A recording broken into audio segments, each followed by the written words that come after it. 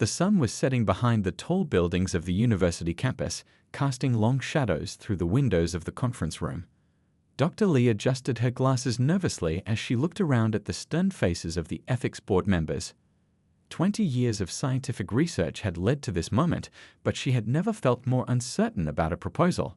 The projector hummed quietly in the background as she clicked to her first slide. "Ladies and gentlemen of the board," she began, her voice steady despite her racing heart. "What I'm about to present might sound unusual, perhaps even disturbing, but I believe it could revolutionize how we understand death itself." The room stayed silent. Professor Thompson, the head of the ethics board, leaned forward slightly, his weathered face showing a mix of curiosity and concern. Dr. Lee had worked with him for years, but today she couldn't read his expression. She took a deep breath and continued, "We've all studied decomposition. We've all read the textbooks, seen the photos, conducted the experiments. But what if we could observe it happening in real time, in conditions that perfectly match a real burial?" The slide changed to show the technical specifications of her proposed project. "What I'm suggesting is unprecedented, installing a specialized camera system inside a sealed coffin. The cameras would transmit continuous footage, allowing us to observe and document the entire process from the moment of burial." A murmur rippled through the room. Dr. Patel, the youngest board member, raised her hand. "Are you suggesting we monitor an actual deceased person, not a medical teaching specimen?" "Yes," Dr. Lee replied, her voice firm. "That's exactly what I'm proposing. We've already received preliminary approval from the county morgue to work with unclaimed bodies. These are individuals who would otherwise be given basic county burials. Our project would give their deaths meaning, helping advance scientific understanding." Professor Thompson's deep voice cut through the tension. "The ethical implications are significant. Have you considered the psychological impact on your research team? Watching this process day after day?" Dr. Lee nodded, clicking to her next slide. "We've developed a comprehensive support system. Team members will work in rotating shifts, with mandatory counseling sessions and the option to step away from the project at any time. We've also established strict protocols for handling any unexpected observations." The room grew quieter as she continued explaining the technical details, the infrared capabilities of the cameras, the environmental sensors that would monitor temperature and humidity, the backup power systems that would ensure uninterrupted recording. But she could see the real questions in their eyes. Was this going too far? Were there some boundaries that shouldn't be crossed, even in the name of science? As she approached the end of her presentation, Dr. Lee paused, looking at each board member in turn. "I know this proposal pushes boundaries. I know it makes people uncomfortable. But think about what we could learn. Think about how this could help forensic scientists determine time of death more accurately. Think about the families of missing persons who might get answers sooner because of what we discover." The silence that followed felt heavy, almost physical. Professor Thompson glanced at his colleagues, then back at Dr. Lee. "We'll need time to discuss this privately," he said, his voice carefully neutral. "But I have one last question. Why now? You've been studying decomposition for 2 decades. What made you decide to take this particular step?" Dr. Lee hesitated, considering her words carefully. The real answer, the strange patterns she'd noticed in her previous research, the inconsistencies that kept her awake at night, wouldn't help her case. Instead, she said, "Because we finally have the technology to do it right. Because someone needs to take this step eventually, and because I believe we can handle it responsibly." As the board members filed out to deliberate, Dr. Lee began packing up her materials. Her hands were steady now, but her mind was racing. She had told them almost everything they needed to know to make their decision. But she hadn't mentioned the other unclaimed bodies, the ones with similar unusual characteristics. She hadn't told them about the strange readings her preliminary tests had shown, or about the theories she'd developed but never dared to publish. Looking out at the darkening sky, she silently hoped she was doing the right thing. In 3 months, she would have her answer, but by then, it would be too late to turn back. The basement laboratory hummed with activity as Dr. Lee's team worked through their final equipment checks. 3 months had passed since the ethics board's approval, and the air was thick with anticipation. The specialized coffin, more technological marvel than final resting place, sat in the center of the room like a silent reminder of what they were about to attempt. Battery backup systems are all green, called out Mr. Zhang from his workstation. His fingers flew across the keyboard as he ran through the diagnostic sequences they'd practiced countless times. Though young and usually cheerful, today his face showed the same focused intensity as everyone else in the room. Dr. Li nodded, making another mark on her checklist. They couldn't afford any mistakes, not with this project. The coffin itself had taken weeks to modify, its traditional wood and silk interior now housing a complex network of sensors and cameras. Every component had been carefully waterproofed and protected against the conditions they'd face underground. Dr. Li? A soft voice drew her attention. It was Ms. Rivera, one of the graduate students assigned to the project. She held up a tablet displaying the latest environmental sensor readings. The humidity controls are fluctuating slightly. Should we recalibrate? Before Dr. Li could answer, the lab door opened. Dr. Kumar from the county morgue stepped in, his face grave. The transport team is ready. Are you certain about this one? There are other candidates available. Dr. Li crossed the room to examine the file he carried. Subject number 127, male, approximately 60 years old, found deceased in his small apartment with no identification and no claiming relatives. The preliminary autopsy had shown nothing unusual, which made him perfect for their baseline studies. At least, that's what the official documentation said. What Dr. Kumar didn't know, what nobody on the team except Dr. Li knew, was that this subject shared certain subtle characteristics with other cases she'd been quietly tracking for years. The slight discoloration around the fingertips, the unusual tissue density readings, the faint marks at the base of the skull that the medical examiner had dismissed as natural variations. Yes, she said firmly. This is the one we need. She turned to address her team, raising her voice slightly. Everyone, final checks now. Transport arrives in 20 minutes. The lab burst into renewed activity. 2 technicians carefully tested each camera, their screens showing crystal-clear images from multiple angles inside the coffin. The infrared systems were specifically designed to function in complete darkness, providing continuous observation even after burial. Mr. Zhang approached with the main control tablet, demonstrating the user interface they'd developed. All systems are running through the secure server. Data backup occurs every 30 seconds. If anything unusual happens, the system will alert all team members immediately. Dr. Li found herself wondering what he would consider unusual in a project like this. They were, after all, about to bury a camera-filled coffin and watch what happened inside. The whole thing was unusual by any normal standard. The sound of heavy wheels in the corridor signaled the arrival of the transport team. Dr. Li watched as they carefully transferred subject number 127 from the morgue gurney to the modified coffin. The body had been prepared according to standard protocols, but something about it made her pause. Maybe it was the way the overhead lights seemed to cast strange shadows across the face, or how the room's temperature seemed to drop slightly as they secured the lid. All readings are stable, Ms. Rivera reported, but her voice held a hint of uncertainty. Though, Dr. Li, are you seeing this? The thermal sensors are showing some unusual patterns. Dr. Li moved to check the readings herself. For a moment, she saw exactly what had caught Ms. Rivera's attention, tiny, inexplicable temperature fluctuations that shouldn't have been possible. But when she blinked, the readings had stabilized. It's just calibration settling, she said, more confidently than she felt. Log it in the system and continue monitoring. We need to stay focused on the primary objectives. As the team made their final preparations for transport to the burial site, Dr. Li found herself standing alone beside the coffin. The smooth metal of the environmental sensors caught the fluorescent light, making them look almost like eyes. For a brief moment, she could have sworn she saw a reflection move across the surface, something that shouldn't have been possible with everyone else across the room. She shook her head, dismissing the thought. They were about to embark on groundbreaking research. Of course, everyone was a bit on edge. But as they wheeled the coffin toward the waiting transport vehicle, she couldn't shake the feeling that they were missing something important. Something that, perhaps, they wouldn't understand until it was too late to stop what they'd set in motion. The first week of monitoring passed exactly as expected, but something about the quiet routine was starting to get under everyone's skin.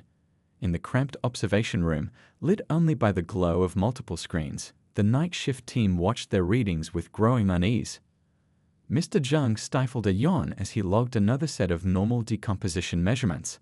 The clock on the wall showed 3:15 a.m., and the soft hum of computers filled the silence. He'd been watching these screens for 6 nights now, and part of him wished for something, anything, to break the monotony. But another part, a part that grew stronger in these early morning hours, was grateful for the boredom. Temperature holding steady at 12 degrees Celsius, Ms. Rivera mumbled from her station, her voice thick with fatigue. Humidity at 65%. Everything's. She paused, squinting at her screen. Wait, that's odd. Mr. Zhang rolled his chair over to her station. What's odd? These microbial readings. She pointed to a graph showing subtle variations in the coffin's internal environment. They're following the expected pattern, but look at this timing. It's too perfect. He leaned in closer, studying the rhythmic peaks and valleys in the data. She was right. There was something almost mechanical about the way the readings rose and fell, like a heartbeat that never varied. Natural processes should show more randomness. The door opened and Dr. Li walked in, carrying a stack of preliminary reports. Despite the late hour, she looked alert, almost wired. She'd been spending more and more time in the lab lately, often appearing without warning during the night shift. Any changes? She asked, setting down her papers and moving to check the main monitor. Everything's normal, Mr. Zhang started to say, but Ms. Rivera cut in. Actually, Dr. Li, I noticed something in the microbial data. These patterns, they don't look natural to me. Dr. Li's expression changed so slightly that most people wouldn't have noticed, but Mr. Zhang caught it, a flash of something that might have been concern, or might have been confirmation. She spent several minutes examining the readings, occasionally making notes on her tablet. Keep tracking it, she finally said. But don't mention this in the general log yet. We need more data before we draw any conclusions. The next few hours passed slowly. Mr. Zhang found himself paying extra attention to every small variation in the readings. The infrared cameras showed nothing unusual, just the still form lying exactly as they'd left it, surrounded by the complex array of monitoring equipment. Around 5 a.m., the first rays of dawn starting to lighten the sky outside, something changed. It was subtle at first, just a slight disruption in the audio feed, a kind of white noise that hadn't been there before. Ms. Rivera adjusted some settings, trying to clean up the signal. Probably just interference, she said, but she didn't sound convinced. The burial depth should prevent any external signals from reaching our equipment. Dr. Li, who had been reviewing data in the corner, suddenly stood up. Play that back, she said sharply. The last 30 seconds. They listened together as Ms. Rivera replayed the audio. Through the static, something else became clear, a rhythm that shouldn't have been possible underground. It sounded almost like footsteps, Mr. Zhang whispered, then immediately felt foolish. I mean, it must be some kind of equipment vibration. Dr. Li was already pulling up multiple data streams on the main screen. Check the seismic sensors, she ordered, and get me the temperature readings for the last hour. The results made no sense.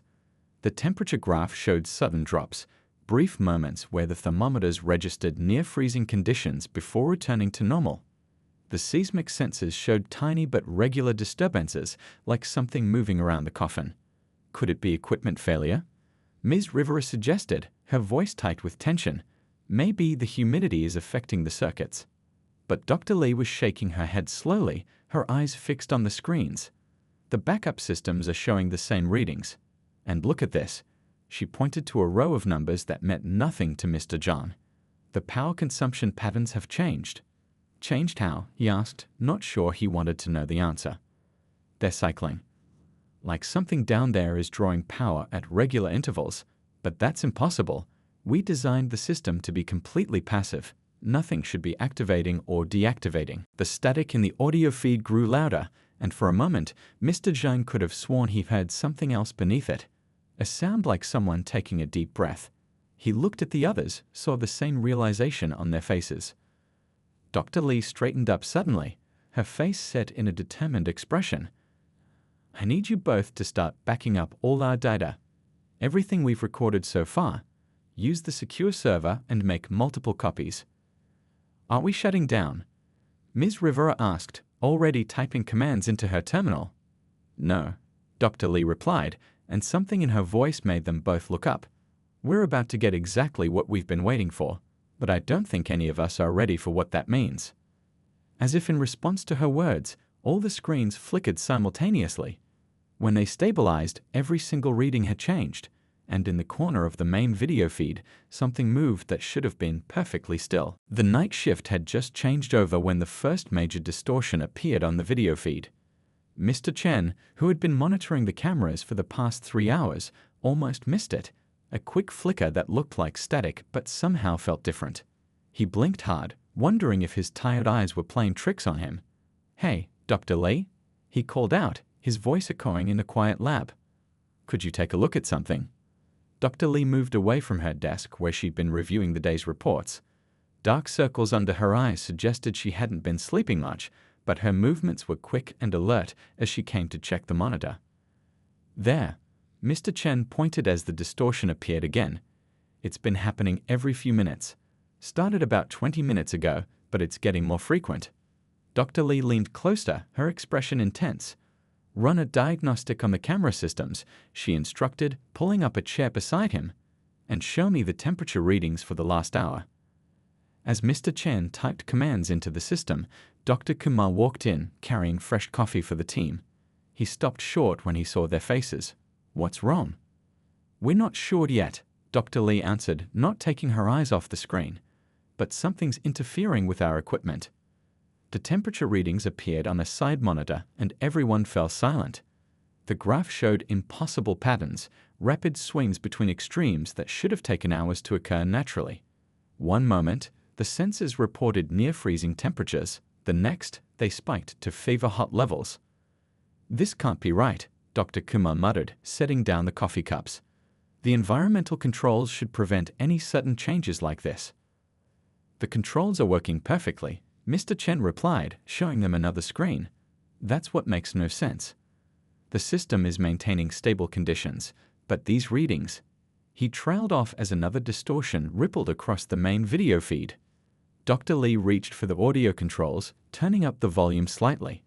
At first, there was only the usual background hum of equipment, but underneath that familiar sound, something else was becoming clear. A soft, rhythmic whisper that seemed to follow no pattern they could recognize. "Could be interference from outside," Dr. Kumar suggested, but his voice lacked conviction. They all knew the burial depth and the sophisticated shielding around their equipment should prevent any external signals from reaching their sensors. Mr. Chen started to say something else, but stopped as movement caught his eye. "Look," he said instead, pointing to the infrared display. "The heat signature, it's changing." They watched in silence as the thermal imaging showed what looked like waves of cold and heat flowing across their subject. The patterns were unlike anything they'd seen in their previous studies of decomposition. It was almost as if... "It looks like circulation," Dr. Li said quietly. "Like blood flow, but that's impossible. We're 7 days post-mortem." The whispers in the audio feed grew louder, becoming impossible to ignore. Mr. Chen adjusted the frequency filters, trying to clean up the signal. As he did, words began to emerge from the static, or at least what sounded like words in a language none of them recognized. "Start recording everything," Dr. Li ordered, her voice tight with tension. "Every sensor, every camera. I want multiple backups of all this data." Dr. Kumar moved to help, but froze halfway across the room. On the main screen, the image had changed. The infrared camera showed their subject clearly, lying exactly where they'd placed it a week ago. But now there was something different about the position, something subtle but wrong. "The hands," he whispered. "They've moved." He was right. The carefully positioned hands, which had been folded across the chest according to standard protocol, were now lying flat at the sides. The change was slight, but undeniable. "That's not possible," Mr. Chen said, rapidly switching between camera angles. "The lid is sealed. Nothing could have." His words were cut off by a sudden burst of static from all speakers. When it cleared, the whispers had changed. They were louder now, more distinct, and somehow familiar. It took them a moment to realize why. The unknown language was gone, replaced by what sounded like English words, twisted and distorted but recognizable. "Get Dr. Patel from the linguistics department," Dr. Li commanded, already reaching for her phone. And somebody wake up the physics team. We need to understand what's happening to our equipment. But even as she spoke, they all knew this was beyond equipment malfunction. The temperature swings were getting more extreme, the whispers more coherent, and the movement, though still subtle, was becoming more frequent. Should we terminate the experiment? Dr. Kumar asked, his scientific skepticism clearly battling with what he was seeing. Dr. Lee didn't answer immediately. She was staring at the screen, watching another wave of cold pass across their subject. When she finally spoke, her voice was firm but quiet. "No," she said. "Whatever's happening down there, we need to document it. This could be the breakthrough we've been looking for." She paused, then added, "But I want everyone to be clear about something. From this point forward, we treat this as a potentially dangerous situation. No one works alone, and all safety protocols are to be followed exactly." As if in response to her words, all the monitors flickered simultaneously, plunging the lab into momentary darkness. When they came back online, the whispers had stopped. But in the sudden silence, something else became apparent, a slow, steady sound that couldn't possibly be there. It was the sound of breathing, coming from a subject that hadn't drawn breath in over a week. The call came at exactly 3 a.m. Dr. Lee had finally gone home to rest when her phone lit up with messages from the night team. She was back in her car before finishing the first text, her hands shaking slightly as she started the engine. The lab was unusually crowded for this hour. Dr. Kumar stood with Mr. Chen near the main monitoring station, while several other team members huddled around various screens. The usual quiet hum of equipment was broken by urgent whispers and the rapid clicking of keyboards. "What happened?" Dr. Lee demanded, dropping her bag by the door. "Talk to me." Mr. Chen looked up, his face pale in the blue glow of the monitors. "It started about 20 minutes ago. The readings went crazy, everything at once. Then," he gestured at the main screen, unable to finish his sentence. Dr. Lee stepped closer, and for a moment, her scientific mind refused to process what she was seeing. The infrared feed showed their subject clearly, but something was terribly wrong. The body that had been lying flat for over a week was now sitting upright. "This has to be an equipment malfunction," Dr. Kumar said, but his voice trembled slightly. "The seals on the coffin are intact. We've checked 3 times. "Show me the progression," Dr. Lee ordered, pulling up a chair. From the beginning. The team played back the footage. It started normally enough, the usual still form they'd been monitoring for days. Then, at 2:43 am, the first movement began. It wasn't sudden or dramatic. Instead, they watched in horrified fascination as the figure slowly, almost mechanically, began to move. The temperature readings during this period, Mr. Chen reported, pulling up another screen. "They're unlike anything we've seen before. Look at this pattern." The graph showed wild fluctuations, but there was something almost purposeful about them now. The peaks and valleys formed a regular rhythm, like a code or signal they couldn't understand. "What about the audio?" Dr. Lee asked, trying to maintain her professional composure despite the chill running down her spine. One of the junior researchers, Ms. Ling, spoke up from her station.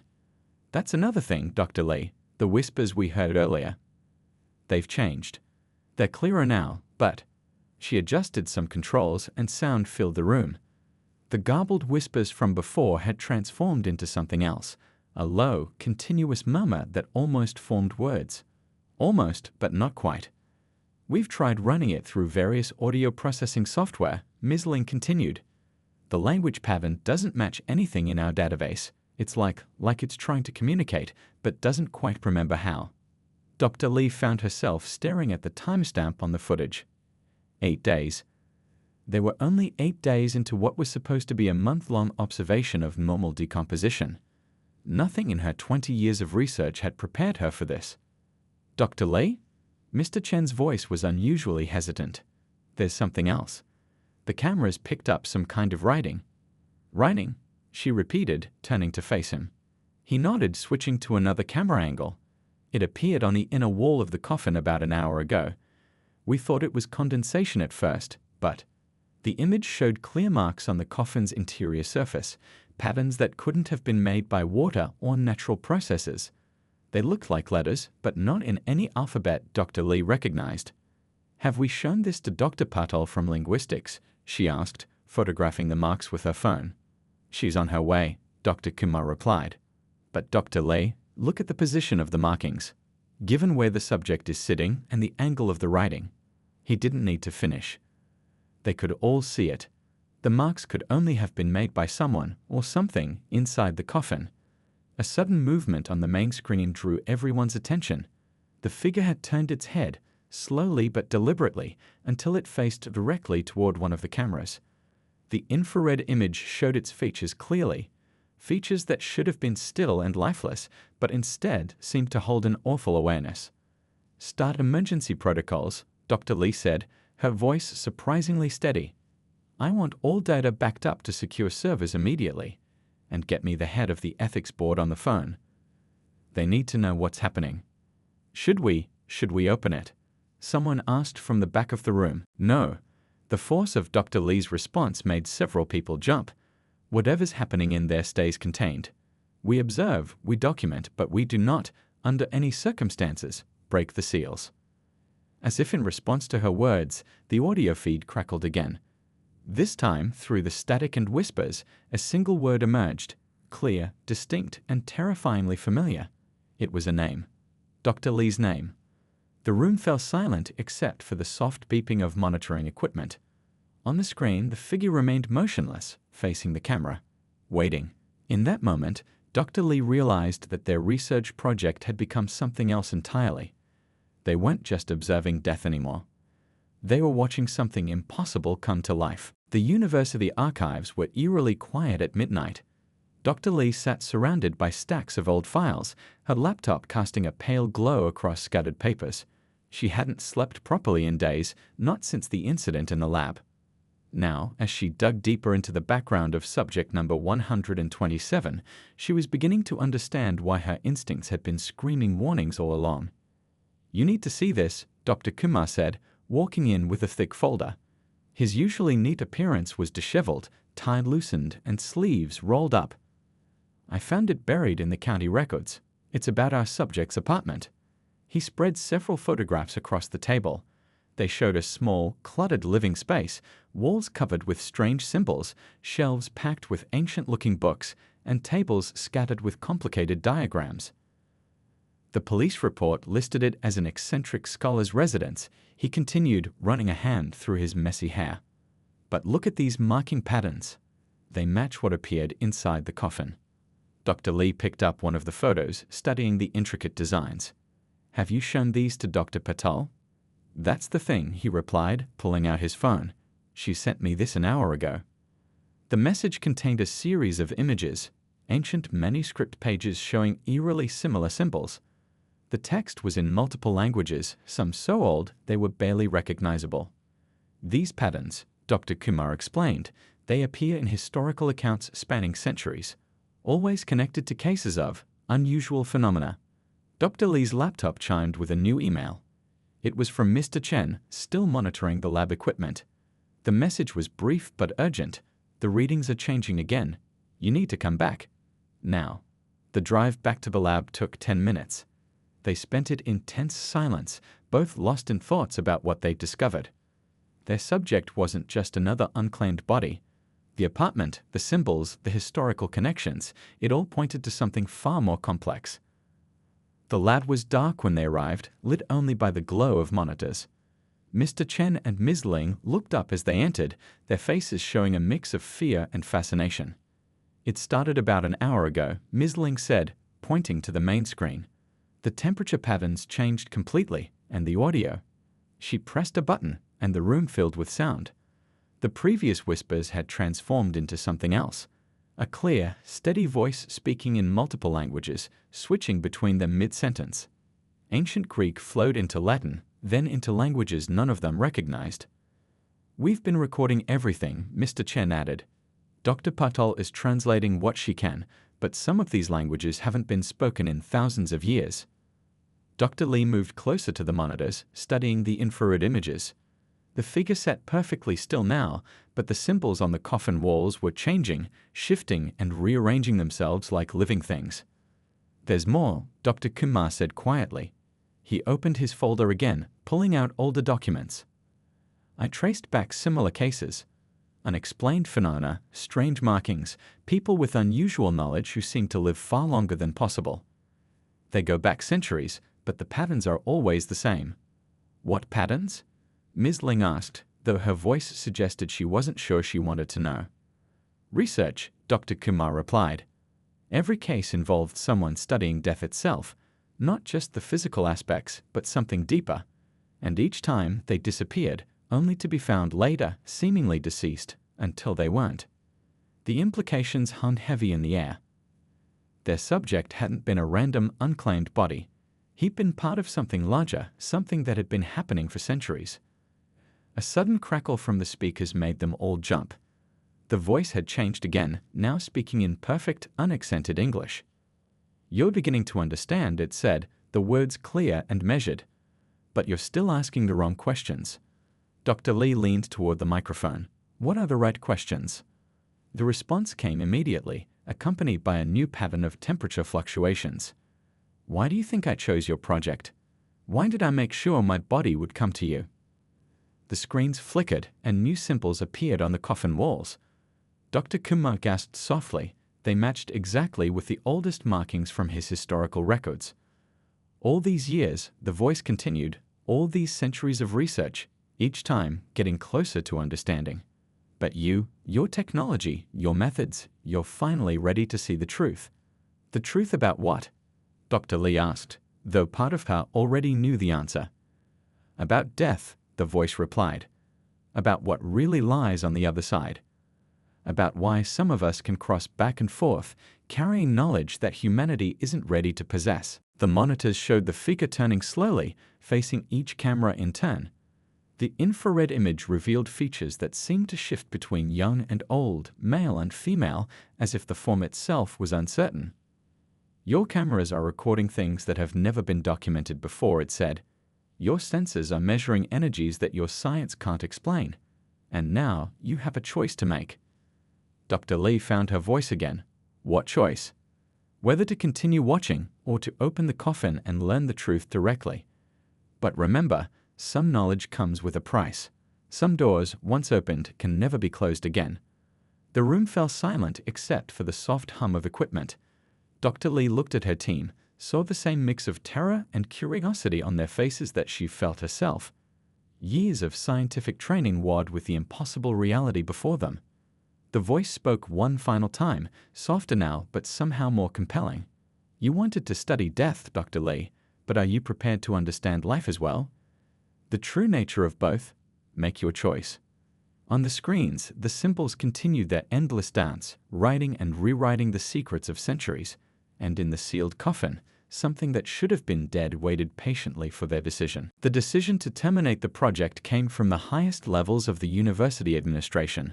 By sunrise, a team of specialists in hazmat suits had sealed off the entire laboratory complex. Dr. Lee watched from her office window as they loaded all their equipment into unmarked vans. "They can't just shut us down," Mr. Chen protested, clutching a hard drive containing backup data. "We're on the verge of something revolutionary."